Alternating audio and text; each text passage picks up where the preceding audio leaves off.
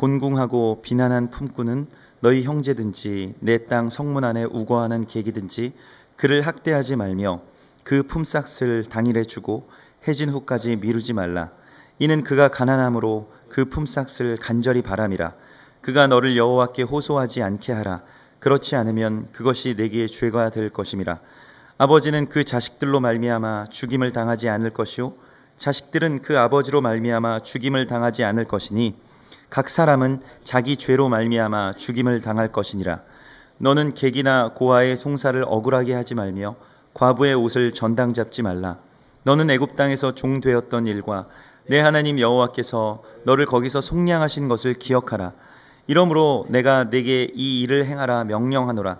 내가 밭에서 곡식을 벨 때에 그 한 뭇을 밭에 잃어버렸거든 가져오지 말고 나그네와 고아와 과부를 위하여 남겨두라.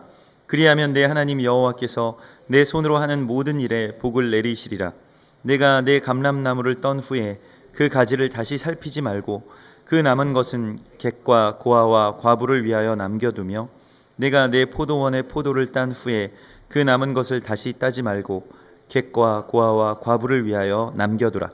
너는 애굽 땅에서 종되었던 것을 기억하라. 이러므로 내가 네게 이 일을 행하라 명령하노라. 사람들 사이에 시비가 생겨 재판을 청하면 재판장은 그들을 재판하여 의인은 의롭다 하고 악인은 정죄할 것이며 악인에게 태형이 합당하면 재판장은 그를 엎드리게 하고 그 앞에서 그의 죄에 따라 수를 맞추어 때리게 하라. 40가지는 때리려니와 그것을 넘기지는 못할지니 만일 그것을 넘겨 매를 지나치게 때리면 내가 내 형제를 경히 여기는 것이 될까 하노라. 곡식 떠는 소에게 망을 씌우지 말지니라.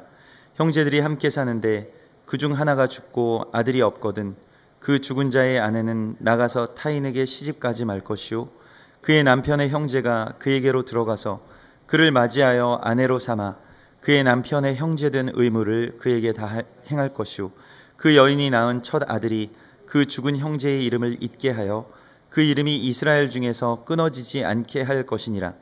그러나 그 사람이 만일 그 형제의 아내 맞이하기를 즐겨하지 아니하면 그 형제의 아내는 그 성문으로 장로된 자에게로 나가서 말하기를 내 남편의 형제가 그의 형제의 이름을 이스라엘 중에 잊기를 싫어하여 그 남편의 형제된 의무를 내게 행하지 아니하나이다 할 것이요 그 성읍 장로들은 그를 불러다가 말할 것이며 그가 이미 정한 뜻대로 말하기를 내가 그 여자를 맞이하기를 즐겨하지 아니하노라 하면 그의 형제의 아내가 장로들 앞에서 그에게 나아가서 그의 발에서 신을 벗기고 그의 얼굴에 침을 뱉으며 이르기를 그의 형제의 집을 세우기를 즐겨 아니하는 자에게는 이같이 할 것이라 하고 이스라엘 중에서 그의 이름을 신 벗김 받은 자의 집이라 부를 것이니라.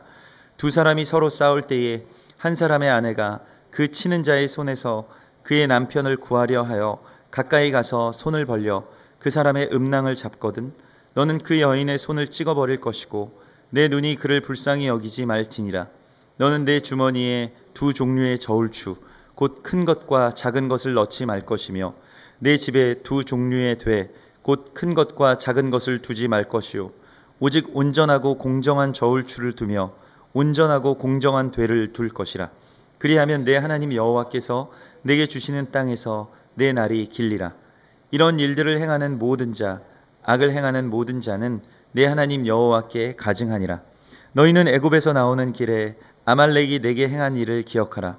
곧 그들이 너를 길에서 만나 내가 피곤할 때에 내 뒤에 떨어진 약한 자들을 쳤고 하나님을 두려워하지 아니하였느니라. 그러므로 내 하나님 여호와께서 내게 기업으로 주어 차지하게 하시는 땅에서 내 하나님 여호와께서 사방에 있는 모든 적군으로부터 내게 안식을 주실 때에 너는 천하에서 아말렉에 대한 기억을 지워버리라. 너는 잊지 말지니라. 아멘. 이번 주에 토라 포션의 말씀은 키테째 곧 내가 나갈 때에라는 말씀인데요. 이 적진을 향해서 또한 그 적군들을 향해서 나아가서 그 땅을 나가서 차지하게 될 때 그곳에서 포로된 자들 가운데서 한 아리따운 여인을 내가 신부로 취하게 될 때의 그 규례에서부터 지금 출발하고 있습니다. 그래서 그 신부를 맞이하게 되는 그러니까 포로된 그 신분에 있었던 어떤 한 여인을 신부로 맞이하게 되는 이 이야기로부터 이 키테제라고 하는 이 토라 포션의 말씀이 시작이 됩니다. 그러니까 신부의 규례, 또한 그 신부가 그래서 그 신랑에게로 나아가게 될 때 어떻게 해야 되는가 하는 것에 대해서 말씀하고 있는 것입니다. 그래서 이번 주의 토라 포션의 말씀은 신부의 규례이고, 신부가 신랑에게 나아가서 신랑의 기쁨을 얻고 또 신랑의 그러한 현숙한 신부가 되는 것, 그래서 그리스도 예수의 신부로서 우리가 예수께로 나아간다는 하는 것이, 또한 그의 현숙한 신부가 되는 것이 어떠한 것인가에 대한 것을 우리에게 말씀해 주시고 있습니다. 그래서 이번 주에 이 하프토라의 말씀이 이사야서 54장의 말씀인데요, 이사야서 54장의 말씀은 잉태하지 못하던 신부가 아이를 낳게 되는 것에 대해서 말씀하고 있습니다. 그래서 이제 결론적으로 오늘 이 신명기 24장과 25장에 쭉 나오는 이 규례들은 결국 무엇을 말하는 것이냐면, 우리가 그리스도 예수의 신부로 살아가는 그 신부들이 낳는 그 아이, 그 신부가 이 해산한 아이와 같은 것이 바로 무엇이냐 하면 율법의 완성이라는 것입니다.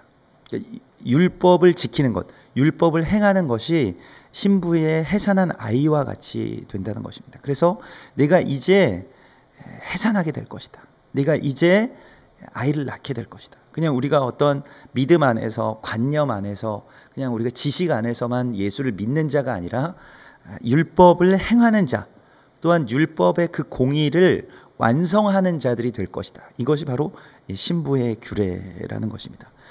그래서 오늘 주님께서 우리 가운데 먼저는 14절에서 곤궁하고 비난한 품꾼은 너희 형제든지 내 땅 성문 안에 우거하는 객이든지 그를 학대하지 말라. 그래서 비난한 품꾼, 그 가난한 품꾼의 품삯을 당일에 주라.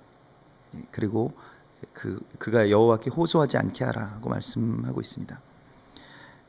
말라기서 3장에 보면 이스라엘 멸망한 이유에 대하여서 말라기서 3장 5절에 내가 심판하러 너희에게 임할 것이라. 점치는 자에게와 간음하는 자에게와 거짓 맹세하는 자에게와 품꾼의 삭스에 대하여 억울하게 하며 과부와 고아를 압제하며 나그네를 억울하게 하며 나를 경외하지 아니하는 자들에게 속히 증언하리라. 만군의 여호와가 말하였느니라. 그래서 심판의 이유가 우상숭배 때문인데, 그 우상숭배와 하나님을 경외하지 않는 것이 무엇으로 나타나느냐, 그러니까 우상숭배의 결과가 무엇으로 나타나느냐, 그것이 중요한 것인데요. 이제 우리가 우상을 숭배하는 이유, 하나님을 떠나서 우상을 숭배하는 이유는 우리의 욕망을 채우기 위함인데, 그것은 반드시 어떤 가난한 자들에 대한 학대로 이어진다는 것입니다. 그게 결과예요. 그러니까 우리가 하나님을 경외하고 하나님을 사랑하는 것의 결과는 가난한 자들을 보살피고 고아와 과부를 돕는 것의 열매로, 반드시 그러한 사랑을, 하나님과의 사랑을 나누게 되면 그러한 열매, 그러한 자식들을 낳게 된다는 것입니다.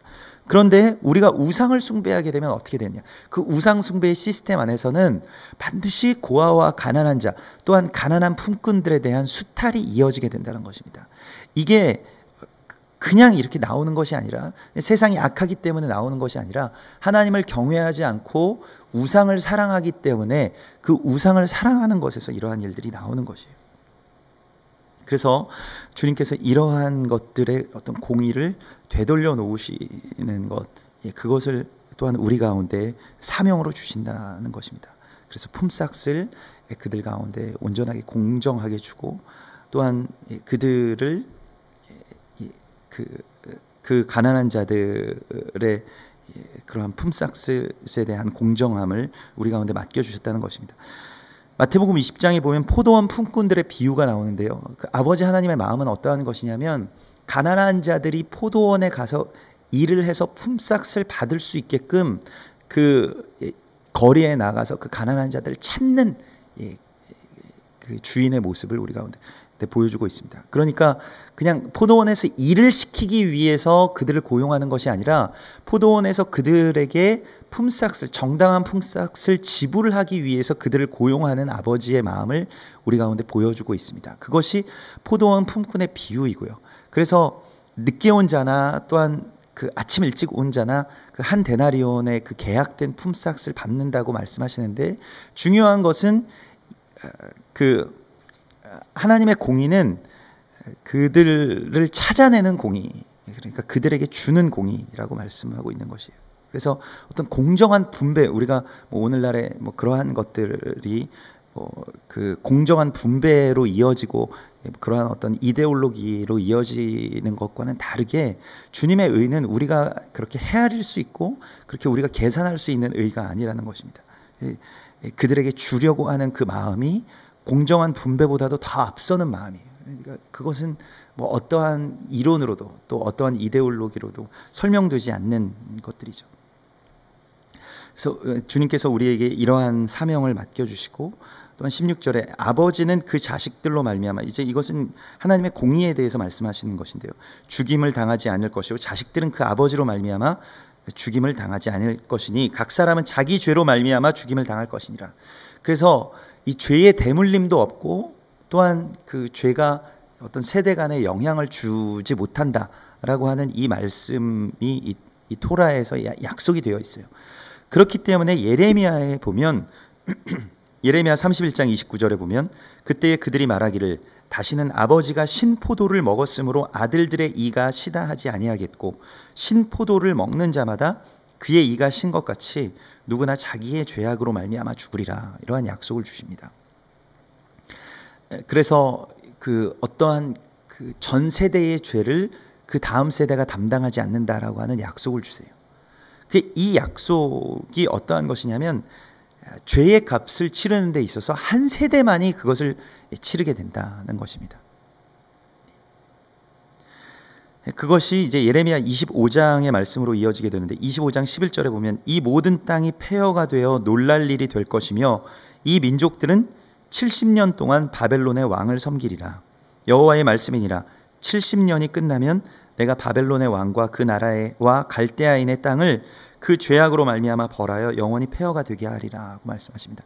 이 70년의 약속은 무엇이냐면 한 세대만이 그 죄악을 담당한다는 것입니다. 그것이 이제 70년이라는 것이에요.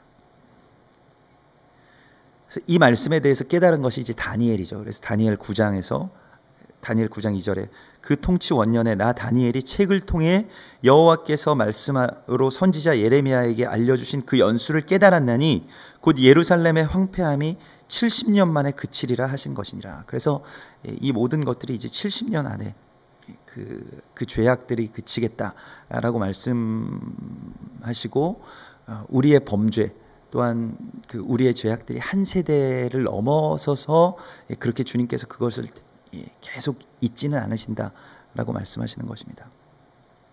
그래서 우리나라도 그 신사참배에 대한 결의, 또한 그 우상숭배에 대한 그 죄악들이 그 한 세대에 이제 그러한 복역의 때가 지금 다 끝나고 회복의 때로 이제 접어들고 있는 시기에 우리가 있습니다. 그래서 우리는 그러한 이 아버지의 죄악들이 이제 그 세대의 어떤 복역으로 이제 끝나게 되고 다시 이제 바벨론의 포로들이 되돌아오게 되는 그러한 이 역사적인 회복의 날들을 우리가 맞이하고 그것을 열게 될 것입니다.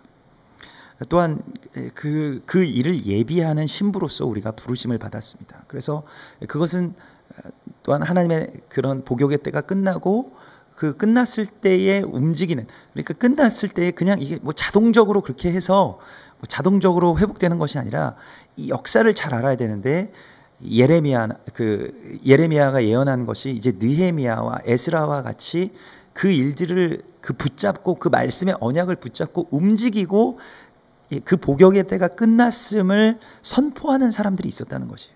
실제로 그것이 이제 우리의 사명이라는 것입니다. 그래서 우리가 그 날에 대한 깨달음이 있으면 그냥 깨닫고 마는 것이 아니라, 메시아가 메시아가 베들레헴으로 왔다라고 하는 것에 대해서 그냥 깨닫고 알고 그냥 고개를 끄덕이는 것이 아니라 거기까지 가는 것이 신부의 사명인 것이죠. 그것이 우리의 사명이라는 것입니다. 그래서 우리가 지금 이 시대는 이제 복역의 때가 끝난 것을 선포하는 시대인데, 그것은 또한 신부의 희생을 필요로 한다는 것입니다. 그 느헤미야가 바벨론의 그 왕에게 술을 따르는 그 고귀한 자리, 그 편안한 자리, 그 진미와 그 완벽한 그 연회의 자리를 떠나서 다시 가나안의 그 황폐한 땅으로 그 가기로 결정하였던 것과 같은 그러한 희생, 그러한 신부의 마음이 우리 가운데 있어야만 이것들이 다시 회복될 것입니다. 그래서 우리는 그것을 예비하는 자들로, 또한 그것을 실행하는 자들로 이 땅 가운데 보내심을 받은 것입니다. 17절에 너는 객이나 고아의 송사를 억울하게 하지 말며 과부의 옷을 전당 잡지 말라. 이것도 이제 마찬가지로 그 공의의 실현에 대해서 말씀하고 있는데요. 아모스서에 대해서 오직 공의를 그 하수와 같이, 또 정의를 강물과 같이 이 땅에 흘릴 것이다 라고 하는 것이 이제 하나님께서 우리 가운데 주신 그 약속인데, 그 공의가 파괴된 것, 그래서 아모스서 2장 7절에 보면 힘없는 자의 머리를 티끌 먼지 속에 발로 밟고 연약한 자의 길을 굽게 하면 아버지와 아들이 한 젊은 여인에게 다녀서 내 거룩한 이름을 더럽히며 모든 제단 옆에서 전당 잡은 옷 위에 누우며 그들의 신전에서 벌금으로 얻은 포도주를 마심이니라. 그래서 가난한 자들의 것을 수탈해서 자신들의 재산으로 삼는 것. 그러니까 가난한 자들은 어쩔 수 없이 전당을 그 자기들이 꾸는 돈보다 더 큰 것을 전당을 잡히는데, 오히려 그 전당 잡은 것으로 아예 그러한 그 것을 갚지 못하게 하고 그냥 그것을 자기들이 취한다는 것입니다. 그래서 이 땅의 어떤 이 대적의 시스템은 무엇이냐면, 우리가 가난한 자들을 수탈해서 부자가 되게 하는 시스템을 가지고 있어요. 그러니까 하나님의 나라의 공의는 무엇이냐면, 가난한 자들이 없게 하기 위해서 그 많이 가진 자들이 자신의 것을 내놓는 것입니다. 그러니까 그래서 가난한 자들의 것을 수탈해서 부자가 되지 않는, 그래서 아주 큰 부자들이 없는 것이 이러한 하나님의 나라의 그 희년의 시스템입니다. 그러니까 가난한 자들의 것을 다시 되돌려주고, 또 그들이 빚진 것을, 또한 그들이 전당 잡힌 것들을 다시 돌려주면서 어떤 그 일정한 그 하나님의 나라의 공의의 시스템을 다시 원상복구하는 것인데, 가난한 자들이 물론 생기지만은, 그러나 그들의 가난을 이용해서 더 큰 부자가 되게 하지 않는 것이 하나님의 나라의 그러한 공의의 시스템인데요. 그런데 부하려고 하는 자들이 생겨나게 되는데, 그것은 무엇이냐면 돈을 사랑하는 자들이 생긴다는 것입니다.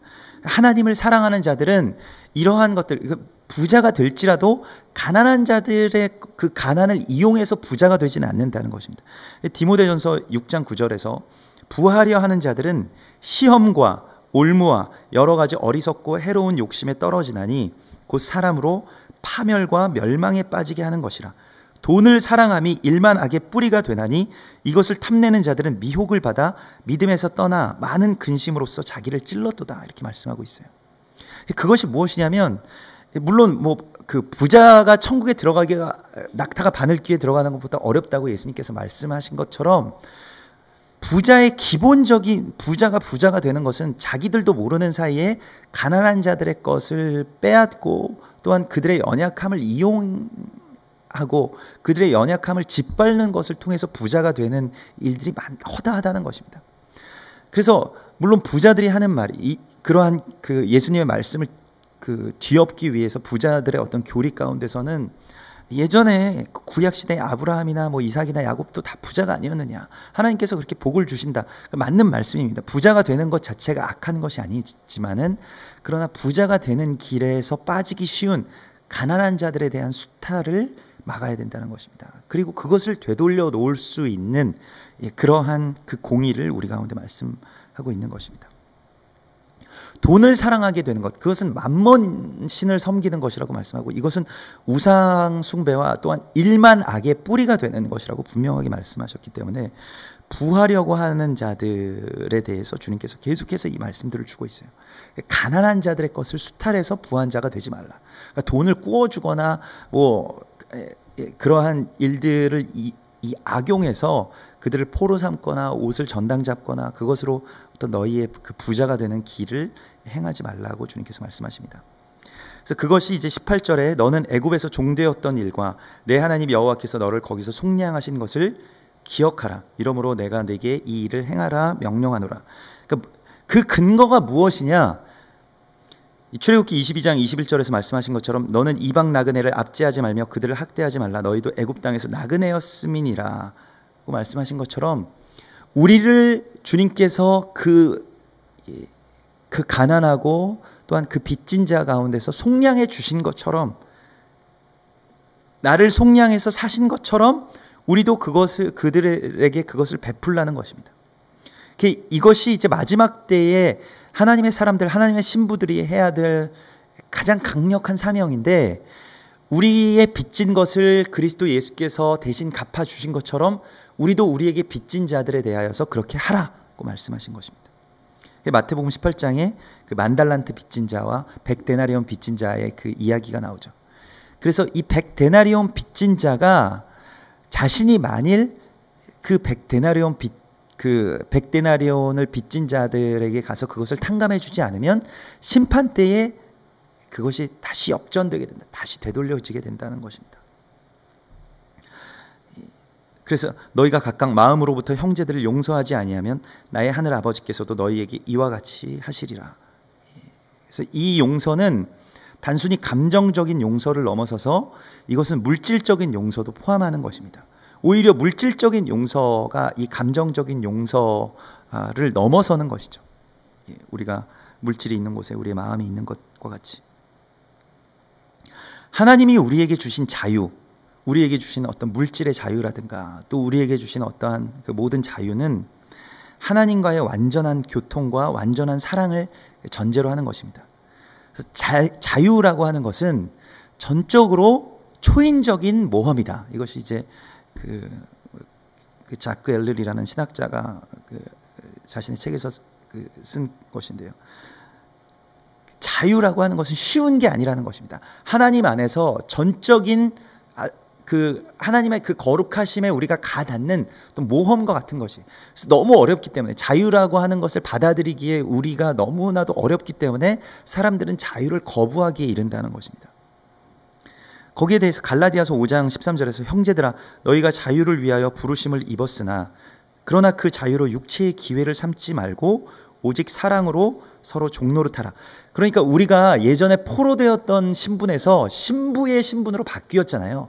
그러면 신부의 신분을 가지고, 신부의 정체성은 무엇이냐?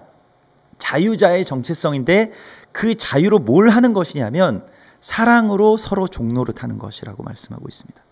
온 율법은 내 이웃 사랑하기를 내 몸과 같이 하라고 하신 한 말씀에 이루었나니 만일 서로 물고 먹으면 피차 멸망할까 조심하라. 그래서 온 율법을 이루는 자들로 우리가 이 땅 가운데 있는데, 그것이 이제 우리가 신부된 이유인데, 그 자유자의 사명은 내 이웃을 내 몸과 같이 사랑하라고 하시는 그 한 말씀에서 이제 이루어진다는 것입니다. 자유의 성취는 우리가 아무렇게나 사는 데서 이루어지는 것이 아니라 사랑으로 완성되는 것입니다. 자유는 우리가 사랑할 수 있는 자유를 우리가 얻은 것입니다. 그것이 예수님의 신부된 자들의 권세인 것입니다. 그래서 25장에서도 계속해서 그러한 공의에 대해서 말씀하고 있고, 또한 그 악인에게 태형이 합당하면 재판장은 그를 때릴 것이지만 매를 지나치게 때려서 내 형제를 경히 여기지 말라고 말씀하십니다.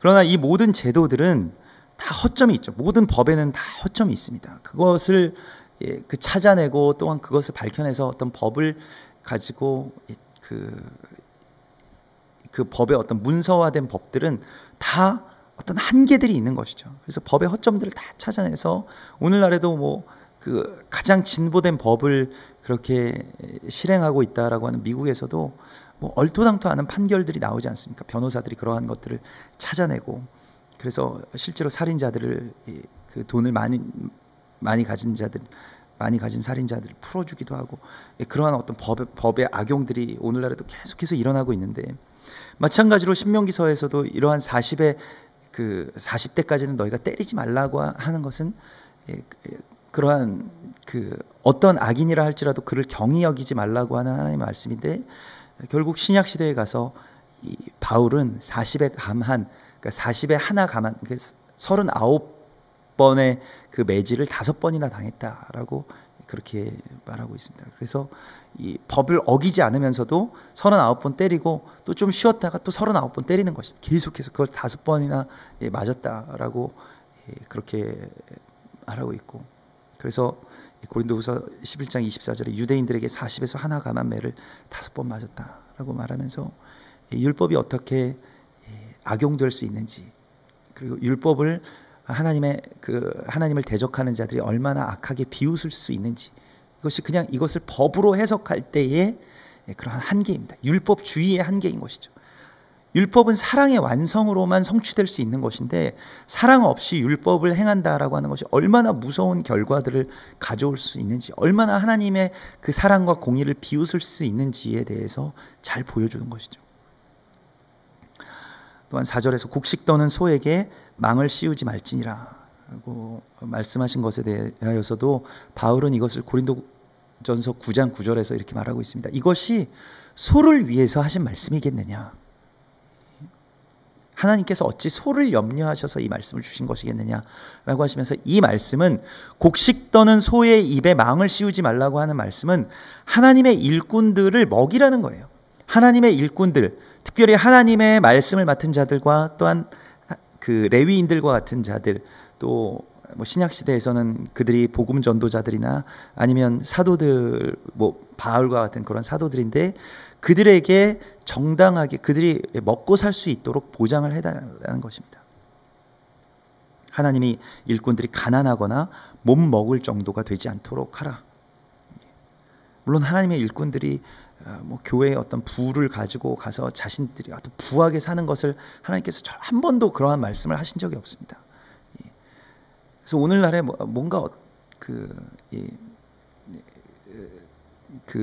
어떤 곡식 떠는 소에게 망을 씌우지 말라고 하신 그 말씀 그대로만 그 레위인들이 그냥 받으면 되는 거예요.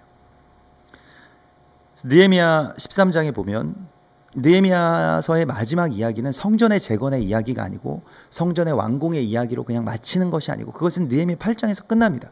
근데 느헤미야가 계속 무엇의 어떤 역사가 계속 진행되고 있는데, 그 마지막 이야기는 무엇이냐면 레위인들이 서게 되는 것이에요. 그러니까 성전은 섰지만은 레위인들이 지금 먹을 것이 없어서 성전에서 다 도망가 버립니다. 그래서 내가 또 알아본즉 레위 사람들이 받을 몫을 주지 아니하였으므로 그 직무를 행하는 레위 사람들과 노래하는 자들이 각각 자기 밭으로 도망하였기로, 내가 모든 민장들을 꾸짖어 이르기를 하나님의 전이 어찌하여 버림바 되었느냐 하고 곧 레위 사람들을 불러 모아 다시 제자리에 세웠다. 이것으로 성전의 완성을 이루게 됩니다. 근데 레위 사람들을 왜 세우지 못했냐면, 이스라엘 백성들이 성전은 세울 수 있었지만 레위 사람들을 세우지 못한 결정적인 이유가 있는데, 그들도 귀환한, 그러니까 바벨론에서 귀환한 이 포로들이 사는 것이 만만치가 않은 것이죠. 그렇기 때문에 레위 사람들까지 세울 만한 어떤 여력이 되지 않는 것이에요. 그 여력이 어떻게 안 되냐면 11조를 드리지 않게 되었다는 것입니다. 그래서 이에 온 유다가 곡식과 새 포도주와 기름의 11조를 가져다가 곳간에 드림으로 레위 사람들을 세워 각각 자기의 일을 맡게 되었다라고 말씀하고 있습니다. 11조가 끊어지면 레위 사람들이 이제 세워지지 못하게 되는데요. 그 레위 사람들이 서기 위해서는 말 그대로 10명의 11조가 필요하지 않겠습니까? 한 사람이 먹고 살 만한 그 곡식이 있어야 된다라고 하면 온전한 11조를 드림으로써만 이것이 해결되는 것인데, 11조는 우리가 예전에 나눈 것과 같이 생명의 속전과 연결되고 이스라엘이 하나님께 완전하게 봉헌될 때만 이 11조가 온전한 11조가 드려지게 되고, 거기에 대한 지표가 뭐냐? 레위인들이라는 것입니다. 레위인들이 어떻게 지금 하고 있느냐? 레위인들이 지금 어디 있느냐? 레위인들이 성전에서 그 11조를 먹고 살 수 있느냐? 이것이 곡식 떠는 소의 입에 망을 씌우지 않는 것과 같은 것이라는 것입니다.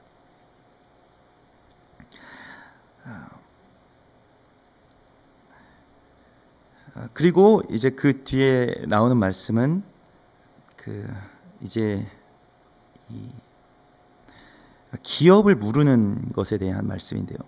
기업을 무르는 일에 대하여서 그 형제의 그 형의 아내가 죽거나 형제가 죽을 때에 그 형제의 아내를 맞아서 그의 기업을 이제 이어라라고 말씀하십니다. 그것은 그 책임을 지라는 것이에요. 그 형제가 가지고 있는 그 기업을 일으킬 책임을 지고, 그 기업이라고 하는 것은 하나님께로부터 받은 그 땅에 대한 사명을 이룰 수 있게끔 하라고 하는 것이죠. 그래서 그 빚을 이제 탕감해 주어야 되고요. 이 기업을 무른다라고 하는 것은 그 창세기 38장에서 그 유다의 아들이었던 이 오난에 의해서 거부되었습니다. 그래서 이 다말의 그 남편이 죽었을 때에 오난이 그의 씨가 자기 것이 되지 않을 줄을 알므로 형수에게 씨를 주지 아니하였다. 그래서 땅에 설정하였다고 그렇게 기록하고 있는데요. 그 일이 여호와 보시기에 악함으로 여호와께서 그도 죽이셨다. 그러니까 이 형수를 자기가 맞이하게 되면, 형이 죽었는데 형수를 맞이해서 그 씨를 형수가 잇게 되면 어떤 일이 일어날까요? 장자의 복을 자기가 빼앗기는 것이죠.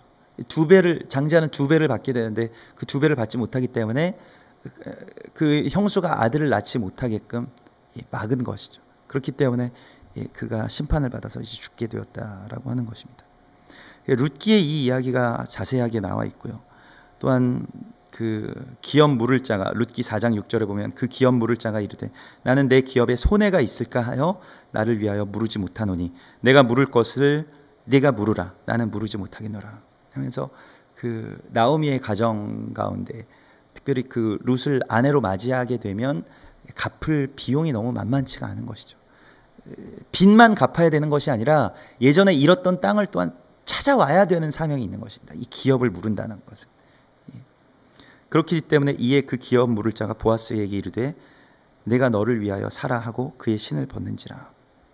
그래서 그 신을 이제 벗고 자신은 신벗은 자라는 그러한 그 불명예를 그냥 택하겠다라고 말하는 것이죠.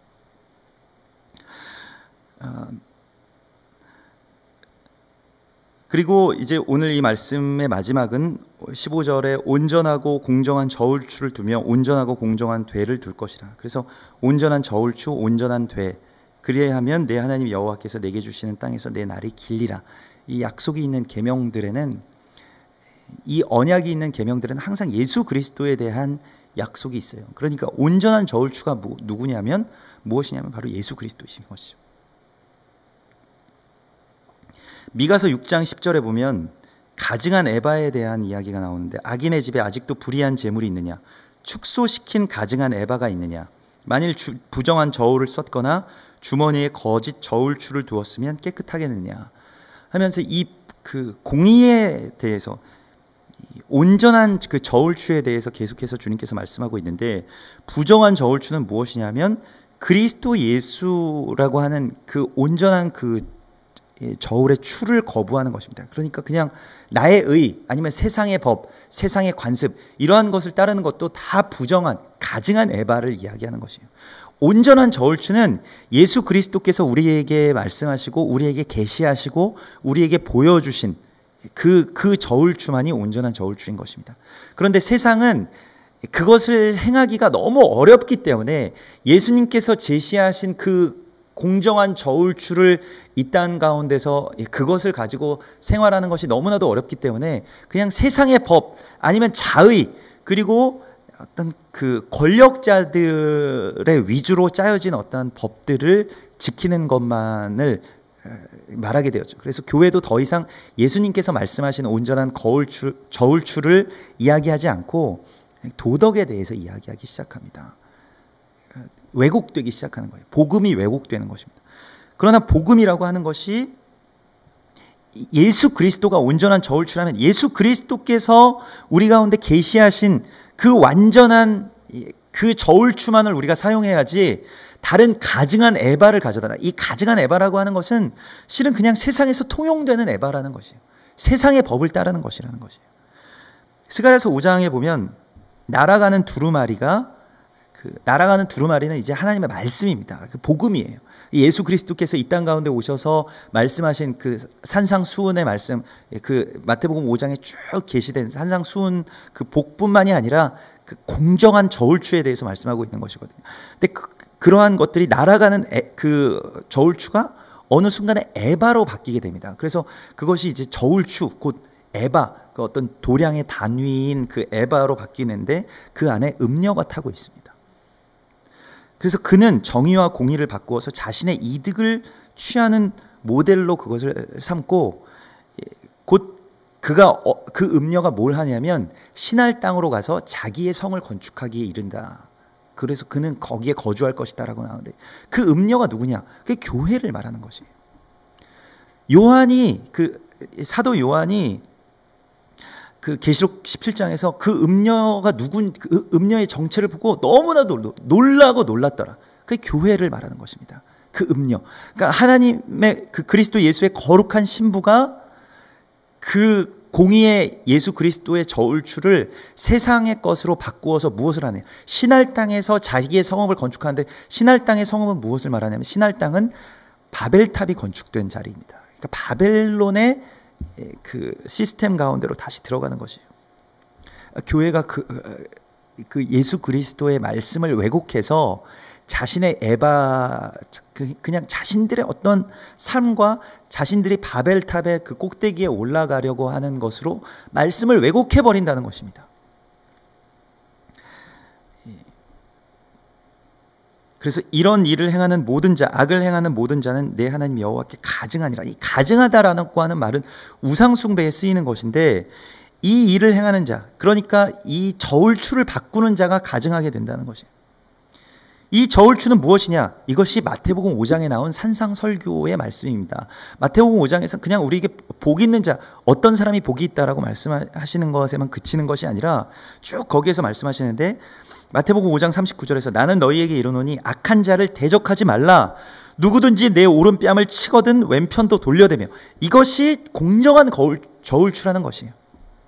또 너를 고발하여 속옷을 가지고자 하는 자에게 겉옷까지도 가지게 하고, 누구든지 너로 억지로 오리를 가게 하거든 그 사람과 심리를 동행하고, 내게 구하는 자에게 주며 내게 꾸고자 하는 자에게 거절하지 말라. 예수님의 저울추는 어떤 것이냐면, 만일 내 오른눈이 너로 실족하게 하거든 빼어내버리라.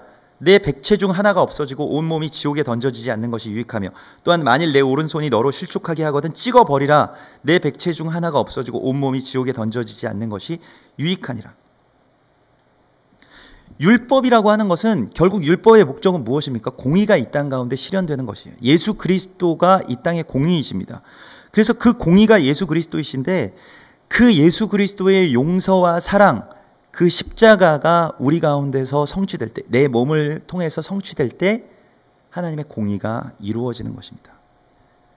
그래서 우리가 이 가증한 에바 가운데 들어앉은 음녀가 되지 아니하고, 그리스도 예수의 온전한 그 공정한 저울추를 가지고 이 땅 가운데서 살아가는 것은 우리의 희생, 우리의 용서, 오른뺨을 치면 왼뺨을 돌려대는 그러한 그 어떤 용서와 사랑, 그것이 우리 가운데 요구되는 것이라는 것입니다.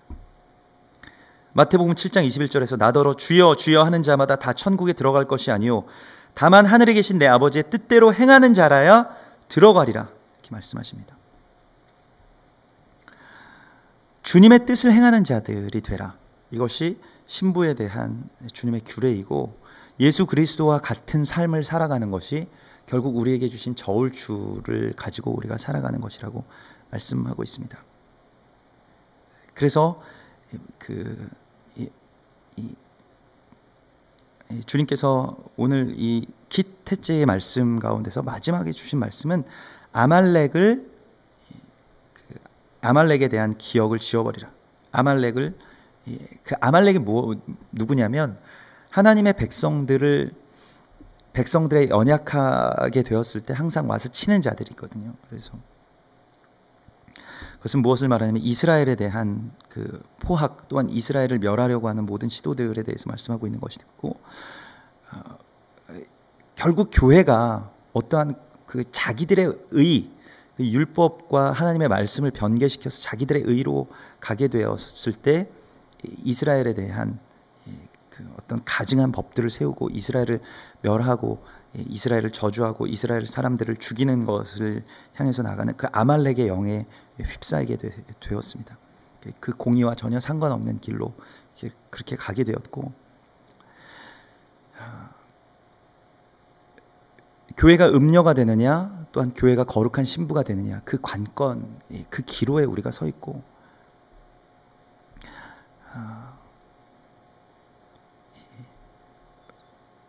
불행한 현실이지만은 교회는 음녀의 잔을 먹고 가증한 애박 가운데 타서 이미 그 심판의 음녀의 자리 가운데로 들어가고 있는 것입니다. 예수님께서 말씀하신, 또 하나님께서 계시하신 교회의 모습과는 전혀 다른 모습의 교회로, 그렇게 왜곡되어 있는 교회의 모습으로 지금 현대의 교회가 서 있다라고 하는 자각이 우리 가운데 없으면, 다시 이 길 가운데로 그냥 우리가 그냥 아무 거리낌 없이 이 길 가운데로 들어가게 되면 우리는 그 심판 때에 그 포도주 틀에서 그 짓밟히는 그 형벌을 면할 수가 없을 것이라고 주님께서 말씀하십니다. 우리가 여기에 대한 깨달음이 있어야 될 것이고요. 또한 이것에 대한 저항이 우리 가운데 있어야 할 것입니다. 우리가 이 말씀에 대해서 정말 깊이 깨닫고 또한 회개하고 다시 지금이라도 돌이켜서 우리의 옷을 찢고 또 우리의 마음을 찢고 주님 앞에 다시 나아가서 다시 처음부터 다시 시작해야 됩니다. 정말 말씀 안에서 이게 변개된 어떠한 그 두루마리를 변개된 그 에바로 바꾸지 아니하고 다시 그리스도 예수의 어떤 그 시스템 안으로 다시 들어가야 됩니다. 용서하고 사랑하고 또 가난한 자들을 보살펴주고, 그래서 그리스도 예수의 그 몸인 교회의 모습으로 온전하게 우리가 참된 신부의 모습으로 회복하라고 주님께서 우리를 부르고 계신 것입니다. 이것을 위해서 우리는 부르심을 받았습니다. 같이 기도하겠습니다.